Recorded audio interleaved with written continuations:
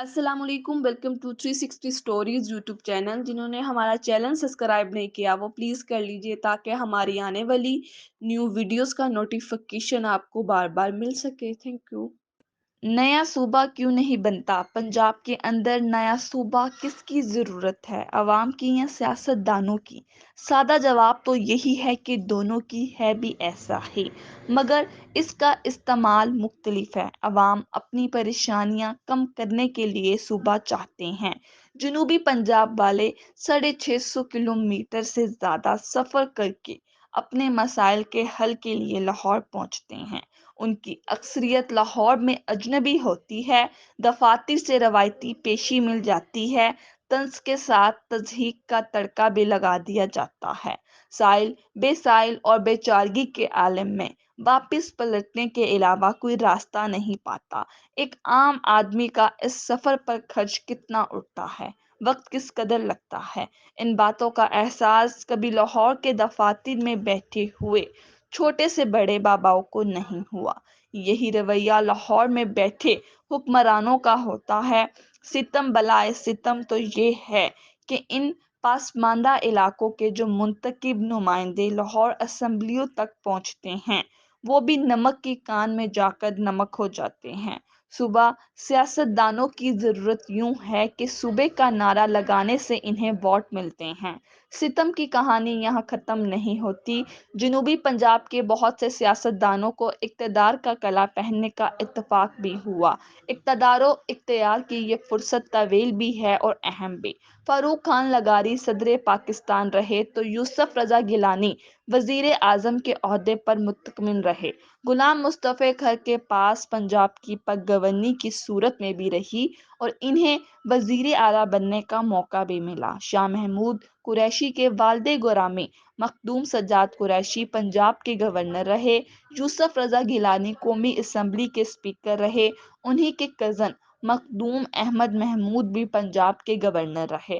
ملتان سے صاحبزادہ فاروق بھی قومی اسمبلی کے اسپیکر رہے۔ سید فخر امام قومی اسمبلی کے اسپیکر رہے۔ سردار ذوالفقار کھوسہ بھی گورنر رہے۔ اب تو جنوبی پنجاب والوں کو خوش ہونا چاہیے کہ ان کے علاقے سے تعلق رکھنے والا بزدار سردار پاکستان بھر کے وزیر اعلیٰ میں پہلے نمبر پر آیا ہے۔ وزارتیں اور مشاورتیں ان کے علاوہ ہیں، مگر مجال ہے کہ جنوبی پنجاب کے ان بڑے لوگوں نے اپنی زمین پر رینگنے والی رعایا کے لیے بھی کچھ کیا ہو۔ عہدوں سے لطف انداز ہوتے رہے، علاقوں کے دورے پر آئے بھی فاتحہ کی طرح اپنے مفتوحہ علاقوں پر اپنی دھاک بٹھانے۔ استحصال اور بے بسی کی داستان اور بھی طویل ہے کہ ان اور انہی جیسے دیگر نامور سیاست دانوں کی اسمبلیوں میں ہوتے ہوئے بھی جنوبی پنجاب کے فنڈ لاہور استعمال ہوتے رہے۔ جنوبی پنجاب کے لیے کسی بڑے پروجیکٹ کی منظوری ہوئی، کام ادھورا چھڑوا کر لاہور کے منصوبوں کی تکمیل کا اہتمام ہونے لگا۔ ایسا بھی ہوا کہ منصوبے منظور ہونے کے بعد ہی انتظار کی سولی پر لٹکا دیے گئے۔ فنڈ لاہور کی تزئین و آرائش اور ترقی وغیرہ پر لگتے رہے۔ یہ نمائندے اپنے پارٹی مالکان کی چاپلوسی کرتے یا اپنا حق مانگتے؟ حق مانگنے کے لیے جرأت چاہیے، وہ کہاں سے آتی کہ غلامی کے کھوگر تھے، مالکان کی خیرات ٹکٹ پر کامیابی نصیب ہوئی تھی۔ یوں جنوبی پنجاب کے عوام نے مرکز سے بہت دوری کی سزا بھی پائی اور نااہل اور کمزور نمائندے بیچ کر اپنے ہی پاؤں پر کلہاڑی چلائی۔ گلہ کریں تو کس سے، شکایت کریں تو کیا، یہ سب کچھ اپنا ہی کیا دھرا ہے۔ صوبے کے قیام کا مطالبہ ایک ایسا ایشو ہے جس پر سیاست کا بازار ہمیشہ گرم ہی رہتا ہے۔ لوگ تخت لاہور کی قید سے پہلے ہی نالان ہیں، چنانچہ سیاست دان عوام کی اس مجبوری اور کمزوری سے فائدہ اٹھاتے ہیں۔ جب عوام کی ہمدردیوں کی ضرورت پڑتی ہے تو صوبے کے قیام کا علم اٹھا کر میدان میں نکل آتے ہیں۔ اسے عوام کا بھولا پن کہیے یا بے وقوفی۔ کہا جاتا ہے کہ اب عوام کو بیوقوف بنانے کا کسی کو موقع نہیں دیا جائے گا، یا پھر سادگی کے وہ ہر مرتبہ اسی اطار کے لونڈے سے دوا لینے پہنچ جاتے ہیں جس کے سبب بیمار ہوئے ہوتے ہیں۔ گزشتہ قومی الیکشن میں بھی بہت سے رحم دل سیاست دانوں نے غریب عوام کے حقوق کے لیے صوبے کے قیام کے نام پر اکٹھ کیا تھا۔ اپنے گروپ کو الیکشن سے چند روز ہی قبل پی ٹی آئی میں ضم کر لیا تھا۔ یہ سب ایلیگیٹ ایبلز تھے۔ منتخب ہونے کے بعد وہ وعدہ ہی کیا جو وفا ہو گیا کہ مساعد سیاست دانوں کے اصلی حربے کے مطابق خاموشی کی بوکل مار کے بیٹھے رہے۔ اب اگلے الیکشن کی تیاری زیادہ دور نہیں۔ دور اندیش اور کامیاب سیاستدانوں کی یہ علامت ہے کہ وہ بہت پہلے ہی اپنے کام کی منصوبہ بندی شروع کر دیتے ہیں۔ اب بھی یہی کچھ ہو رہا ہے۔ سید یوسف رضا گیلانی کو بھی صوبہ چاہیے اور ہر قیمت پر چاہیے۔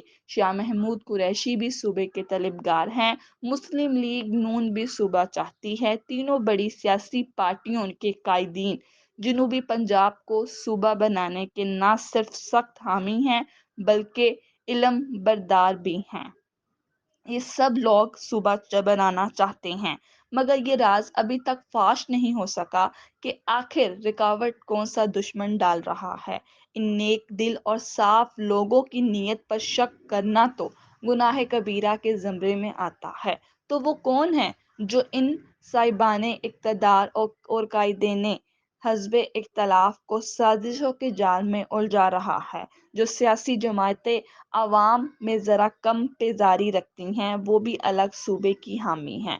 موجود حکومت نے جنوبی پنجاب کے لیے الگ سیکریٹریٹ قائم کر کے عوام کو لولی پاپ دینے کی کوشش تو کی ہے، مگر ابھی تک خود حکمرانوں کو سمجھ نہیں آئی کہ نظام کیسے چلانا ہے۔